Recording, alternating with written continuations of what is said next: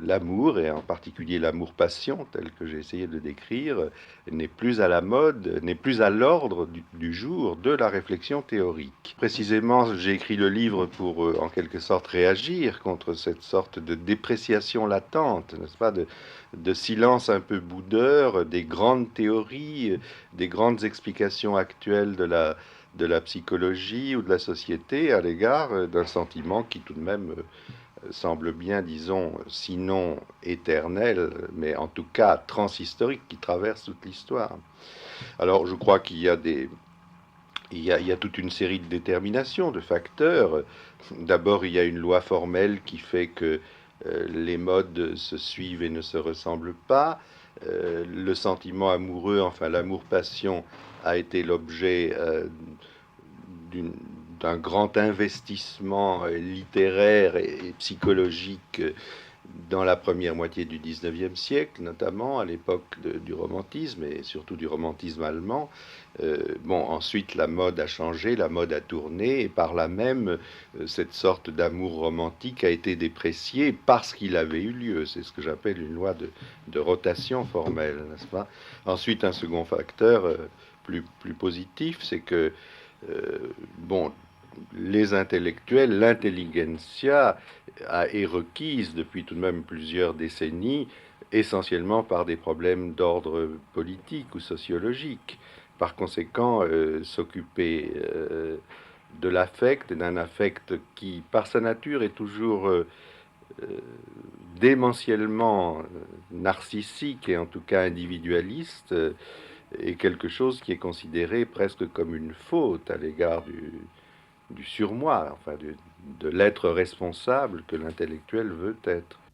C'est un dictionnaire des affects, hein, c'est-à-dire que sous certains mots qui sont rangés un peu effectivement comme dans un dictionnaire, sous chaque mot il y a des paquets d'affects, des paquets de mouvements psychologiques. C'est donc un dictionnaire, mais c'est pas un dictionnaire de sens, c'est un dictionnaire de sentiments. Alors, j'ai appelé chaque rubrique de ce dictionnaire des figures. On ne va pas entrer dans le détail, car, disons, par parenthèse, que tout de même, je suis par origine un critique, un peu un théoricien de la littérature, et donc j'ai eu tout de même aussi des soucis d'ordre méthodologique en faisant ce livre, pas seulement des soucis d'ordre purement lyrique ou expressif. Donc chaque morceau, chaque fragment s'appelle dans mon jargon à moi une figure. C'est un peu comme une figure de rhétorique, si vous voulez, une figure de langage.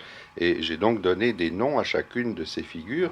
Et l'une de ces figures s'appelle évidemment Je t'aime, qui est le mot le plus, qui est, je dirais, l'expression, l'interjection, l'exclamation qui définit, dans son énigme d'ailleurs, car elle est très difficile à analyser, le mouvement, n'est-ce pas, le mouvement amoureux. Alors, comment je l'ai traité à l'intérieur? J'ai traité chacune de ces figures avec une entière liberté. Je n'ai pas voulu me considérer comme, disons, un savant, ou enfin un psychologue scientifique. Simplement, j'ai laissé venir à moi les idées qui me venaient à propos, par exemple, de l'expression je t'aime. Alors, ces idées étaient évidemment de plusieurs sortes. Tantôt, c'était des idées qui me venaient, il faut bien le dire, de ma propre expérience. Je n'aurais pas fait le livre sans cela, mais qui pouvaient me venir aussi de ma culture du moment. Alors, dans chaque figure, et notamment dans Je t'aime, il y a de tout. Il y a, euh, il y a des impressions, je dirais, extrêmement secrètes de ma vie, mais il y a aussi des lectures qui viennent de territoires extrêmement différents de la culture, aussi bien de l'ethnologie, de la littérature, de l'histoire. Bon, et avec tout cela, j'ai fait une espèce de petit dossier autour de l'expression je t'aime, mais c'est un dossier qui reste toujours ouvert, c'est-à-dire que chacun peut y ajouter ce qu'il veut. Moi, j'ai donné une sorte de noyau, et chacun peut ajouter, peut mettre dans ce dossier ce qu'il a envie d'y mettre. Et par là même, le livre, vraiment, enfin j'espère qu'il fonctionne comme cela, en tout cas, est un appel à collaborer, un appel de collaboration avec le lecteur. Cette collaboration, cette coopération, me semble-t-il, est rendue facile par le fait même que le livre est très fragmenté. Donc à chaque fragment, chaque lecteur peut ajouter ce qui lui vient, lui, de sa culture ou de son expérience. Mais il faut bien rappeler, n'est-ce pas, que ce que j'ai voulu explicitement décrire, ou alléguer, si vous voulez, c'est un type particulier tout de même de sentiment amoureux, c'est ce qu'on appelle l'amour-passion ou l'amour romantique. Or, cet amour, ça fait partie de sa typologie d'être un amour malheureux. Et quand bien même, dans les faits, ça serait un amour qui paraîtrait partagé, comme on dit, qui serait partagé par les deux partenaires, en réalité, de par sa nature même, c'est un amour qui est toujours malheureux, enfin même quand il est partagé, parce que il, il vise toujours l'espèce de manque, de désir incomblable qui est dans le sujet. Alors je crois que voilà, il faut en prendre son parti. Cet amour-passion est effectivement un amour qui souffre.